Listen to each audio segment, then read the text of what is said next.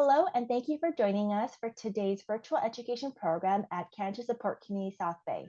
I'm Rebecca, the program manager, and I welcome you to this workshop titled Difference Between Home Health and Home Care. Before we begin, if this is your first time joining us, CSC South Bay's mission is to ensure that all people impacted by cancer are empowered by knowledge, strengthened by action, and sustained by the community so that no one faces cancer alone. We serve the South Bay, Long Beach, and Orange County area all at no cost. Our program includes support groups, networking groups, healthy lifestyle classes, social activities, and educational programs like this workshop. Educational programs are open to all. If you'd like to hear more about our services or join a community, please visit our website at cscsouthbay.org. Without further ado, I'll introduce our workshop speaker. Proudly, for 15 plus years, 24-hour home care provides non-medical caregiving services at home for people of all ages. If eligible, in-home care is fully subsidized at no cost to you. Jocelyn Fu, Managing Director at 24-Hour Home Care, will provide insight on home health versus home care, what services are included within home care, and how someone can access free home care. Thank you so much, Jocelyn, for being here with us today. Thank you, Rebecca. And good afternoon and happy Friday and happy holidays, everyone.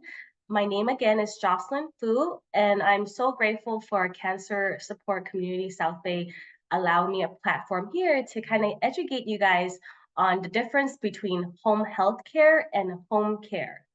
So if you're choosing healthcare options or have been in a situation like that, chances are you may have heard these terms home health care and home care. And although it may sound really similar, there are distinctions between these types of care, which I wanted you guys to have a better understanding on.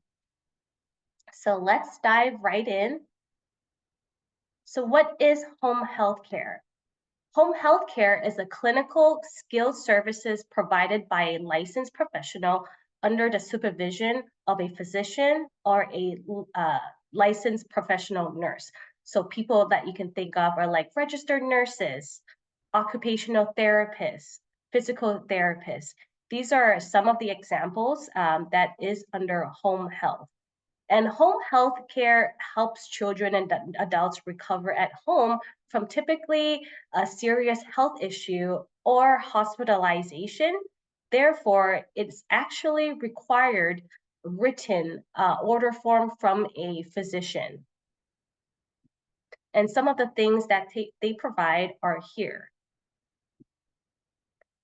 So physical therapy, helping the people that needs home health with administration of prescriptions. It can even be IVs, shots, nursing services, and they would do home visits to do medical tests every now and then to ensure that the person, their wellness is okay.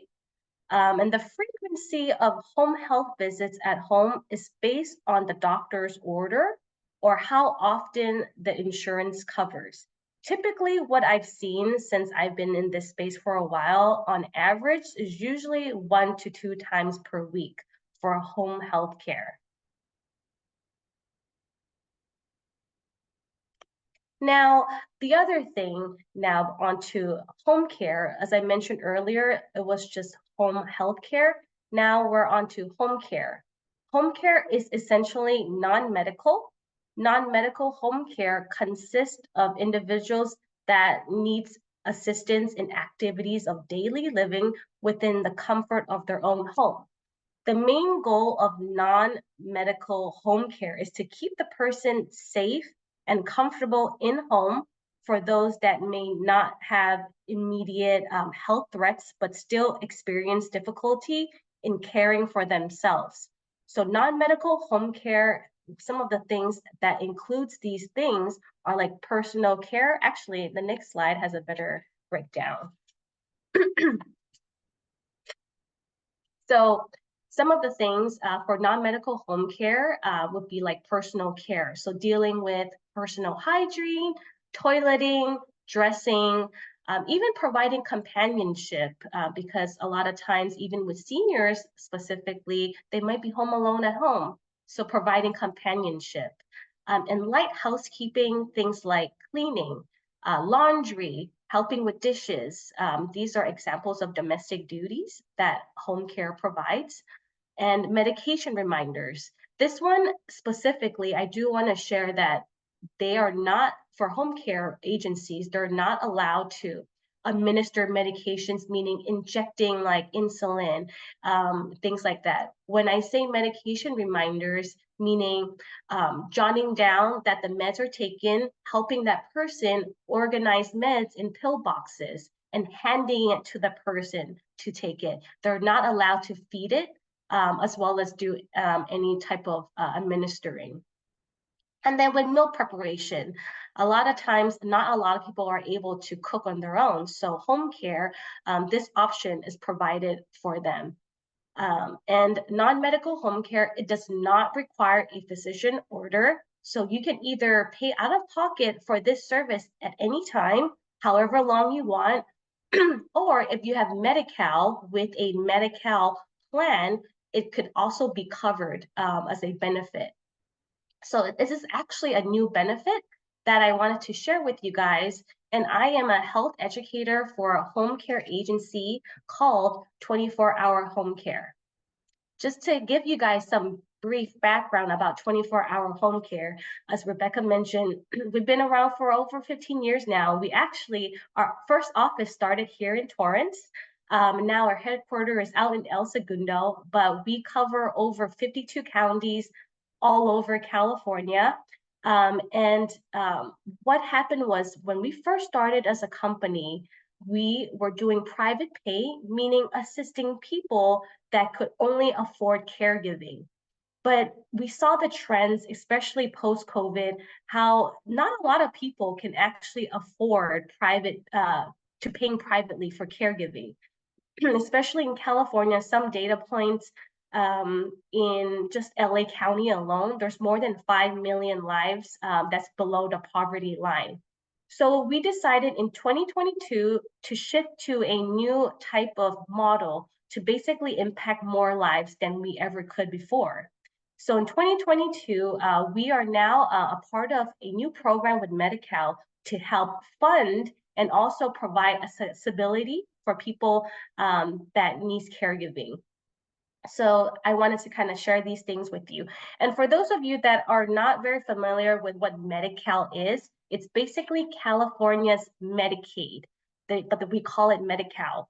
And how people can qualify for Medi-Cal is whether you're disabled, you're 65 and over, or 25 and under, or as a household, you're below 138% the poverty line.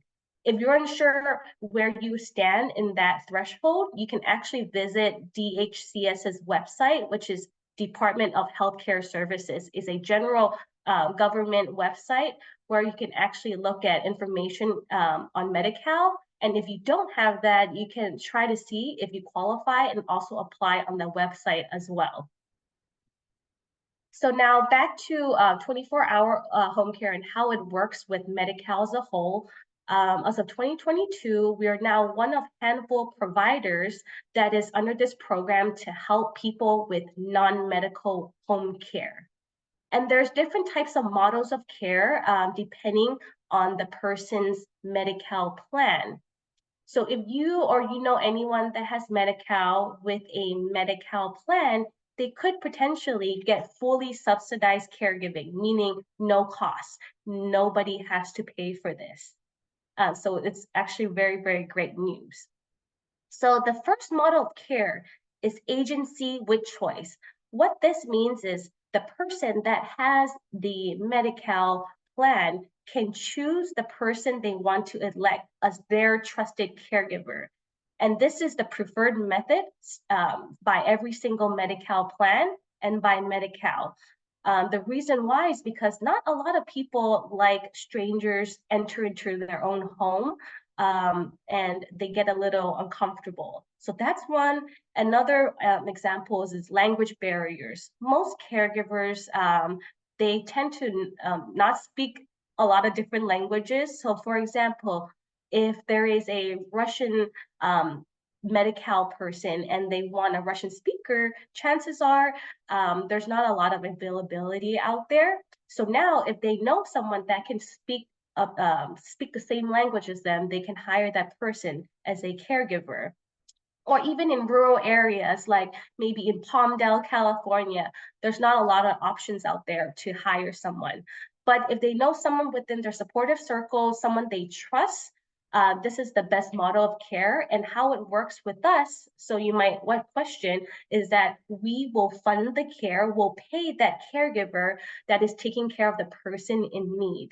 So this is one example that's covered by Medi-Cal plans. And 24-hour home care, the agency I work for, we work with 22 managed care plans. So most likely, whoever you know that has a Medi-Cal plan, we work with them. So this is one option for fully subsidized caregiving. The second option, so there's only two options. The second option is agency staffing. What this is essentially what we've been doing for the last 15 years. We have qualified caregivers that assist people in need. All of our caregivers, they are licensed home care aides registered under the Department of Social Services. And what they provide is basically non-medical caregiving support only, not the home health side, as I mentioned early on. They're all home care aides. So they help with like your cleaning, dressing, reminding to take medications, cooking, a lot of these things. Medi-Cal is allowing us to provide this service because we've been doing this model for so many years, and all of our caregivers also go through 24-point screening, meaning they do not have criminal background. And they have to pass caregiver trainings every year to stay on board as a caregiver of ours. So we are very selective with that. And for this agency staffing, depending on the Medi-Cal plan the person has, only a few that allows. If you guys are familiar with names of Medi-Cal plans, I will list the few that allows this option, which is LA Care, Blue Shield Promise, CalOptima, and Kaiser. These are examples of Medi-Cal plans that allows us to send a caregiver into the home for support. Any plans outside of that will only allow the previous model, which is agency with choice, meaning the family member or the Medi-Cal person has to pick someone of their choice.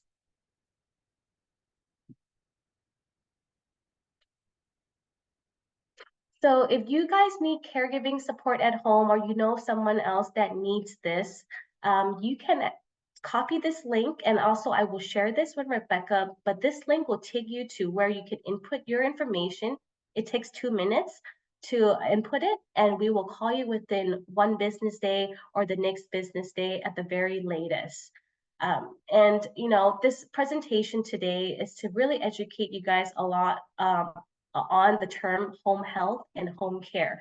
A lot of times as well, these two things coincide great together. For example, if someone were hospitalized and the physician, the doctor wants them to have home health, sometimes they also recommend home care.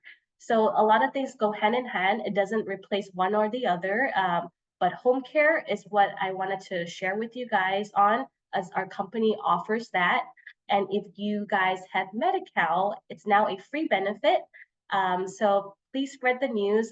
This is something new that just started in 2022, and this program is not going anywhere. It's here to stay.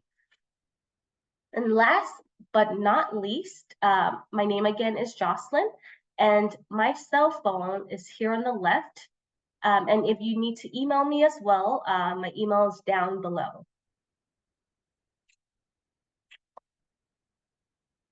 And this concludes my presentation with you guys today.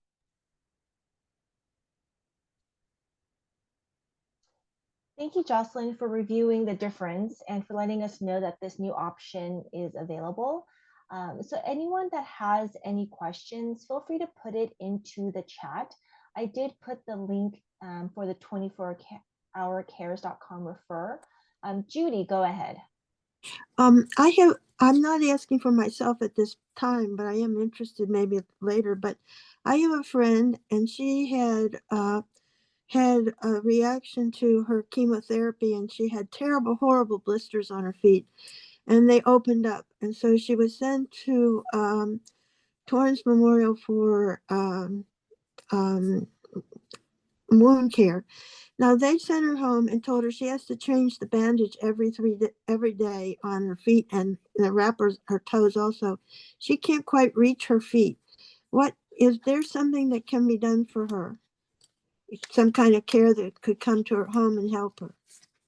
And thank you for your question, Judy. So for wound care, it is required by someone clinical to assist with that. So when your friend went to Torrance Memorial, the doctor most likely wrote a physician order for home health to come in, like an actual nurse, licensed nurse, to change the wound.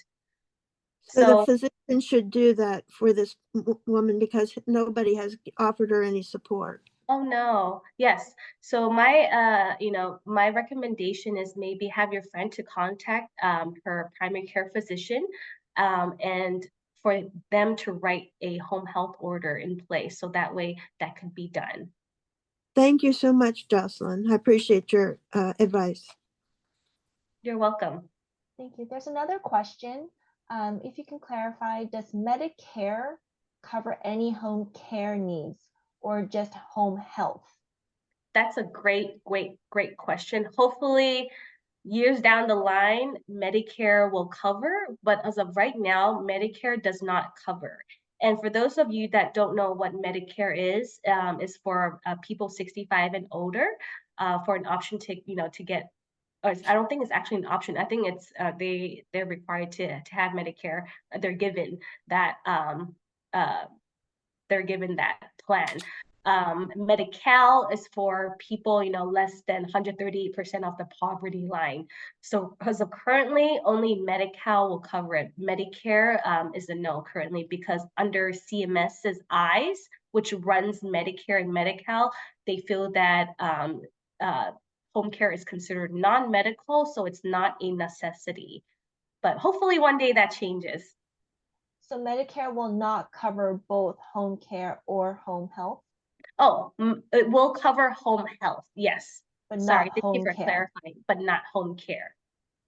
I wish they had like very different terms. So they both have the word home in the beginning. Right, right. And a lot of people call in to us, asking for home health so many times, and we always have to clarify with them. So it's a very common misunderstanding. Absolutely. Judy, did you have a follow-up question? No, I'm fine. Thank you. Okay, wonderful. Does anyone have, hopefully this kind of separates the two terminologies and you have a good understanding of what is, and you are interested in home care. Now you do have a resource available. But if, oh yes, Bowden, go ahead. I have a question. Does your service cover care for ostomy patients? It depends what needs to be done. If it's non-medical related, then yes. We've covered all types of people with different in different states. So a short answer is yes, but depending on the activities that needs to be done at home. Changing bags, for example.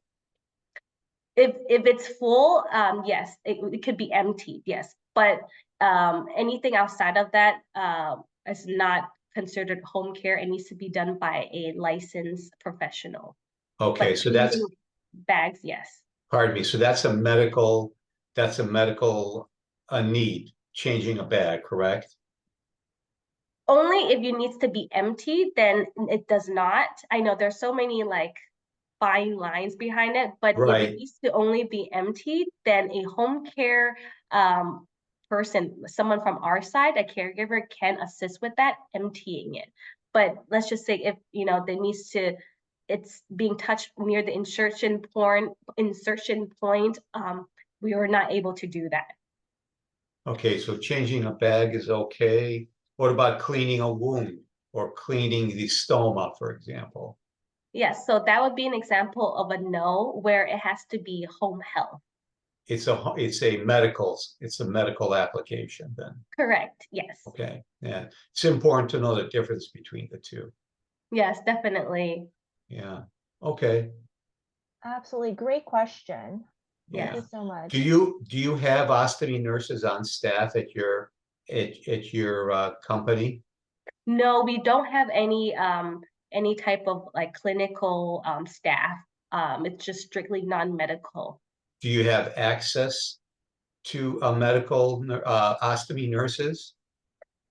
So we work with a lot of different vendors and other providers and other organizations, and we always try to provide additional resources. So if that's something that you need, I can definitely provide agencies that provide these types of services that you're asking. Local here in the South Bay? Yes. Okay, that's very interesting. Okay, thanks, Jocelyn. I think this Jocelyn and Rebecca, I think this presentation is very timely. At least for me, it is, and I'm glad that you're applying resources to promote this to members of the group. So great job, ladies. Thank you, Bowden. I appreciate that. And my number and my email is there, whichever is easier for you to connect with me. If that's something that you need, I'm more than happy to share additional resources. I might do that. Which office do you work out of? So we only have one office. Before COVID, we had offices everywhere, but post-COVID, we only have one centralized office now, and it's in El Segundo. In El Segundo. Okay, so I can call you and get the address. Good, good, very good. Great job again. Thank you very much. You're welcome. Bye-bye. All right. Any other questions? I'm so glad Jocelyn came on to explain, just because, you know, this new resource is only good if people know about it, right? Doesn't matter what laws are passed if no one is utilizing it. Judy, did you have a question? I had a question. His question brought up the thought, does your home healthcare people, do they do education for helping someone learn how to take care of an ostomy bag, or how to do something like that? Do they do education for the patients or the people they're helping? Yes, so let me rewind a little. So before our caregivers could go on site to watch the actual people at the hospitals and things like that, they would observe and then also follow that at home. But since last year, where we've kind of shifted to a different model, not a lot of caregivers can go on site that way. So what we've done is we've recorded videos in the past of how that's done, and we share that with people that are being taken care of, or the caregivers themselves, so they are aware how to do it. So we've just kind of pivoted. Instead of in-person trainings, everything is now recorded and it's shareable. Thank you. That sounds really good. That sounds like a good idea. Question, Judy. iPhone, if you have a question, go ahead.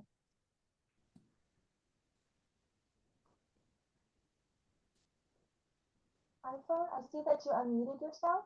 If you have a question, feel free to ask it. I have a question if Go ahead, Bowden. if you have an opening, and that's more for Rebecca. Can we have access to a recorded copy or an archived copy of this meeting? Yes. So I did receive your call, and I will be emailing the recording to you. But for anyone else, if you don't have my email, it's rebecca@cscsouthbay.org, and I just included it into the chat. So this might be nice to have again, just to review. If you don't need this service now, maybe down the road you may need it, and it'd be nice to have this information. So yes, it is. iPhone, if you have a question, feel free to ask it anytime. And for anyone else, if you have any questions, I have a question, if you don't mind. Can you go hear ahead. me? Yes, go ahead. Yeah, I'm not sure if I missed it or not, but it's just a general question. Maybe just if you are aware of it. Does Medicare cover any, Medicare, not Medicaid or Medical, cover any type of home assistance or medical assistance, home medical assistance? That question is very broad. So I guess it depends what exactly you want to know what Medicare covers. But I am going to be fully transparent. I'm not an expert in Medicare. I'm not Medi-Cal, but Medicare specifically. So a lot of the information is actually listed on the government website, DHCS, which is Department of Healthcare Services. Okay, all right, all right. Good enough, good enough. Thank you. Thank you.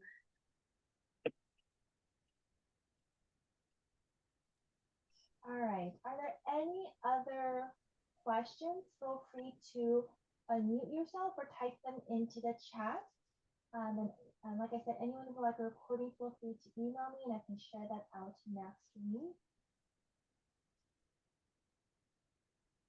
Thank you so much, Jocelyn, for being here with us today and for clarifying on these two terminologies and the service that participants may be able to receive if they're interested.